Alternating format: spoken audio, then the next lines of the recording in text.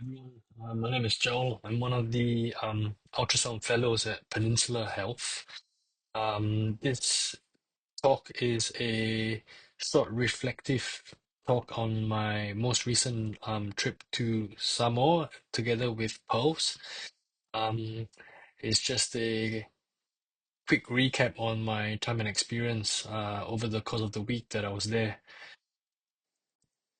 So, without further ado, Samoa, it was in November, Host had their inaugural mission to Samoa.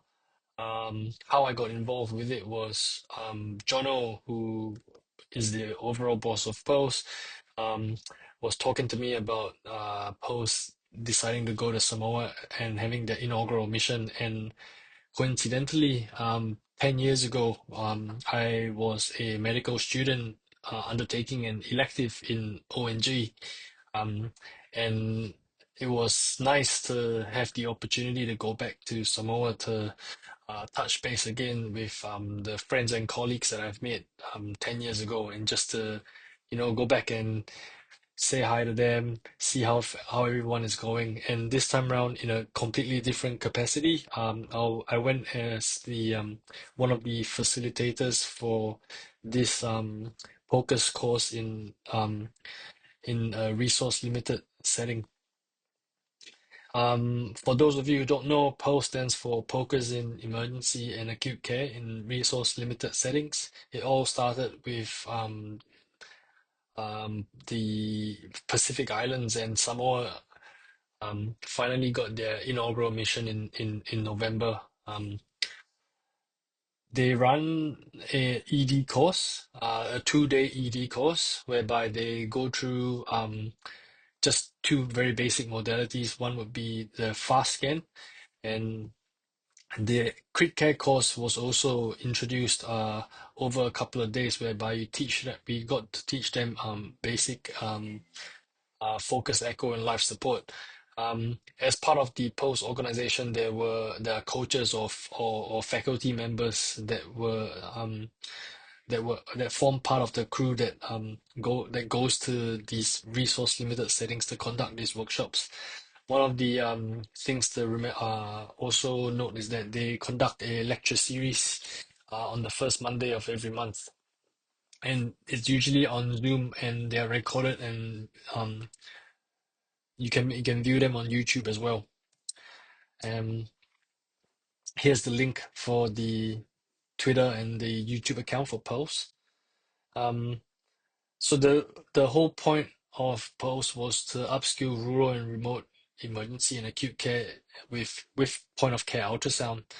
Um, and the usefulness of point of care ultrasound with a portable handheld probe um, is is understated, because in these resource limited settings, sometimes as you can imagine, pathology, some pathology services happen on a weekly basis, some every other day, whereby you don't even get your pathology, your blood test results straight away. Um, Imaging facilities are not always up to scratch or adequate. They might have just standard technical issues, like the X-ray or the CT machines down, and all they have um, is a is a portable handheld ultrasound, which would provide valuable sort of clinical information that would help, fast track patient care and disposition. Um, Obviously, ultrasound point of care ultrasound in itself is such a big scope, and the emphasis or the focus from Post is just to, at the moment, in its early stages, to focus on this high yield sort of life threatening pathology. Um, One of the way that the course is structured is that so the learners would be provided with pre-course resources, like a pre-course test. There's also like lecture series that they can short clips on the Butterfly app that they can peruse to as sort of pre-learning prior to attending the course. And then at the end of the course, there will be a post-course quiz or test, And also, they would be provided sort of remote coaching and support through the Butterfly cloud, whereby they start scanning patients, and then they upload their pictures up to the cloud for the coaches to critique or give them advice as to how they can improve their image um imaging techniques, how they can best optimize the clips that they're getting. A bit of background. So the hospital that we were in is called the Puerto Miole Hospital. It is the main referral hospital in Samoa. So for those of you who are not familiar, Samoa, two main islands, Hawaii and Apia. Apia is the smaller island, but that's where the main city center is, and that's where the main referral hospital is. So there's about 200 beds in the hospital with variety of specialty teams. So the common ones, the ones that are mostly available all the time would be general medicine, general surgery, orthopedics, general peds, O&G. For the more sort of nuanced specialties like vascular or cardiothoracics or renal or endocrinology, infectious diseases, these sorts of subspecialty teams, they operate on a ad hoc basis. So sometimes they come uh, once once every few months as a visiting service, or the patients will get sent overseas, either to New Zealand or India or Australia for further treatment if needed. So the island itself, it's over. The census reports that there's over 200,000 people in Samoa, and there's only 200 beds for the whole hospital. Uh, the other in the other islands, Hawaii is they've got a smaller sort of district hospital, which is even more resource limited um, as compared to the Puerto Miole Hospital. So just a quick intro to the faculty. The faculty that went to Samoa is pretty diverse. The majority of them are from New Zealand, and we've got a couple of doctors from Australia, including myself. And in terms of our skill mix, is quite diverse. So we've had we've got two sonographers, and the rest of us are all clinicians of varying experience, including rural and remote medicine. Some are emergency physicians, some are GPs, and like myself, I am a emergency registrar. So for those who are not familiar, it's I'm a resident about to finish my training in emergency medicine. Um, on the top left, there you can look at where the cursor is pointing. That's Micah. He's one of the doctors from PNG, and he was originally one of the learners from a POCUS course that was conducted in PNG.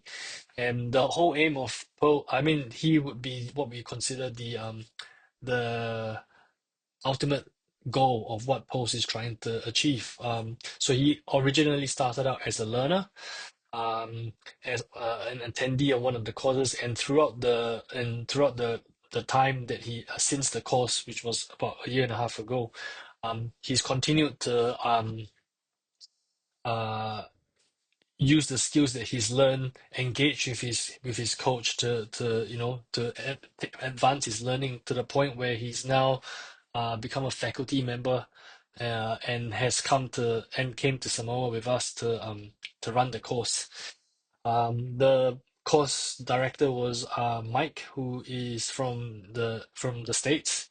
He's big on POCUS as well, and as you can see in the picture here, he's got two bottles of ultrasound gel in his bag, so he's always ready to go. It was nice to work with a faculty that was very diverse in terms of experience, because you can always learn something new from someone, and it was always nice to hear stories from everyone's different workplace. Uh, I've been whether in New Zealand in an urban setting or a rural setting, or in Australia, where I'm from, based mostly as an urban setting. Um, the students, we had a good mix of students, or the learners, as we would call them. They're all doctors, local doctors, and they were across the board from the different departments. So we had doctors from the emergency department, we had doctors from the general medical team, from the surgical team. We had doctors from the crit care stream, so ICU and anesthetics, who also came out to participate in the course. Um, the we had a total of about 15 or 16, 15 or 16 students in total, across the duration of the course. Um, we were able to run the course over 4 days. So the first 2 days was the post ED course, which we taught them. The main thing that we were trying to teach them was how to perform a fast scan. Um, and at the end of that, we had a mini OSCE session whereby they were examined on them performing a fast scan in real time. Um, we had to use fairly sort of novel methods of teaching. Like, for example, we had to use chicken breast for our vascular access, to create models for IV access. We had to use a glove with a gherkin or pickle, as our model for early pregnancy as well. It was quite interesting to see how we to learn actually, personally, because I've never been part of a teaching faculty before. Neither have I ever conducted a workshop. So it was really fascinating to see how there are many ways you can go about conducting these workshops in spite of the lack of resources. Because I've been used to working in a setting whereby we've got expensive phantoms and models for us to practice all these skills. But it was nice to know that it is actually doable, um, even though we didn't have those fancy equipment. The students were what I would say, they were inspiring, if anything. It was nice to see the progress that they've made over the 4 days, from being complete novices to never having ever used the probe, to eventually um, learning how to conduct or perform a fast scan, or a focus echo and life support. Being independent in doing those scans, and it was very heartening to watch, heartening and satisfying actually, from a faculty's point of view, to watch the progress. So to watch them improve in such a short period of time. So a bit of the post ED course, as you can see, we were showing them how to perform a fast scan. We had models kindly provided by the hospital. So we got the nursing staff who managed to get us a few models for the actual course. Um, and as you can see, we were using the butterfly probe with the tablets to conduct the course.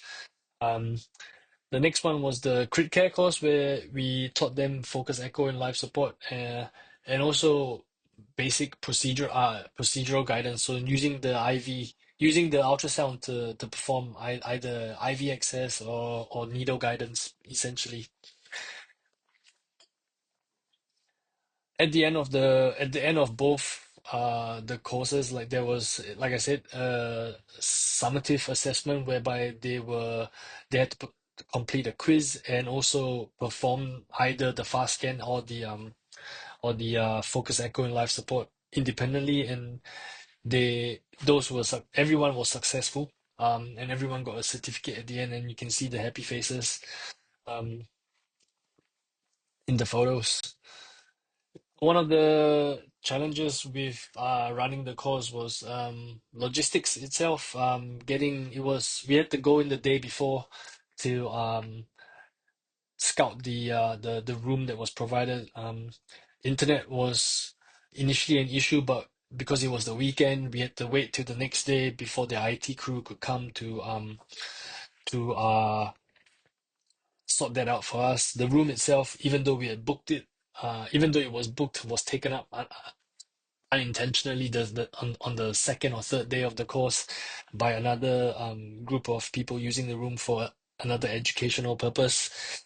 Um, and just basic technical challenges like the projector being temperamental, the the clips that we put up not showing appropriately, or the screen is only half visible. So it was just yeah, what you would expect, I guess, from a technical aspect. But eventually, we got there. We managed to run the course successfully.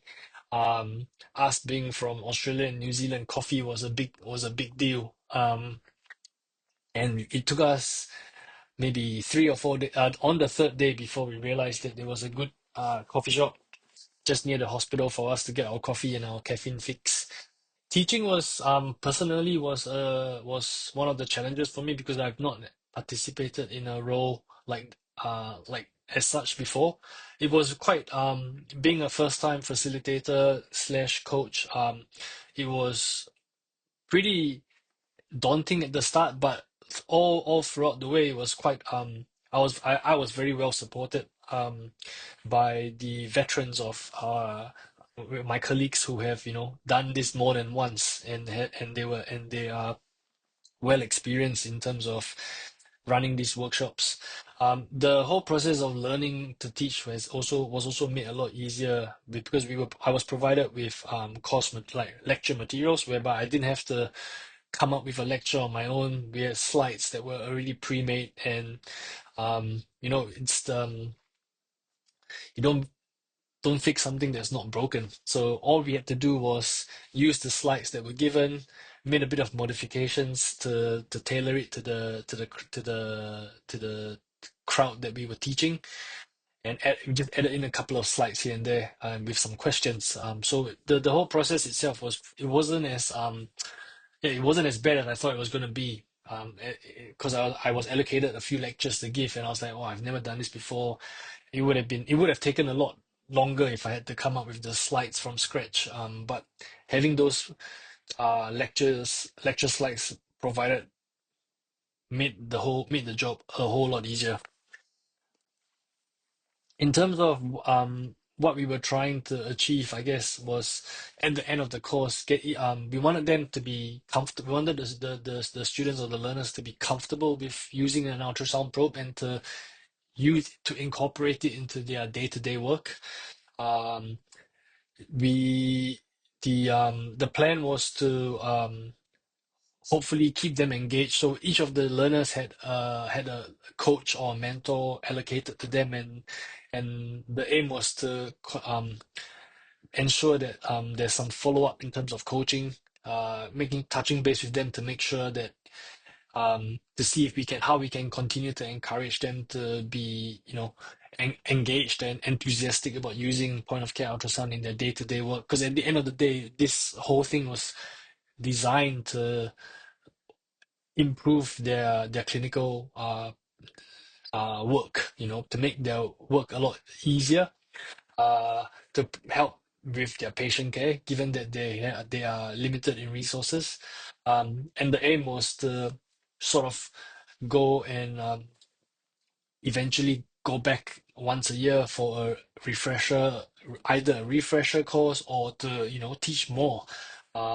We donated 4 tablets and 4 butterfly probes to the hospital, and they were going to delegate them amongst themselves, so that the tablets and the probes get utilized appropriately. One of the things that we did as well was, at the end of the course, on the last day, we actually went to the wards to help scan inpatients who were being treated for a variety of pathologies, just so that we could show them the impact of point of care ultrasound and how useful it is um, from a bedside point of view. Um, looking back at the end, the reflecting on this whole on the week that I was there, I went there thinking I was going to teach and do something good, for my colleagues who are working in Samoa. But the real take home message for me was, um yeah, I thought I was going to do a good thing and I thought I was going to teach, but I've actually learned so much from them. Looking at how um, these doctors who work in Samoa, like they try their absolute best and their hardest for their people, and it was inspiring to watch them be so passionate about their healthcare in spite of the challenges that they face. Um, and it was a very humbling experience because I thought I was going there to teach, but I've actually learned more from them than I think I thought. So I definitely something I would encourage others to take on board, or to if they get the opportunity to try and at least participate in one of these programs, because it not only will, it will definitely make you not just a better doctor but also a better person, which I think is the most important thing. um so yeah, that's the end of my reflective journey on my most recent trip to Samoa, and I hope that if any of you do participate in one of these missions, that you would have just as much fun and also come out the better for it. Thank you.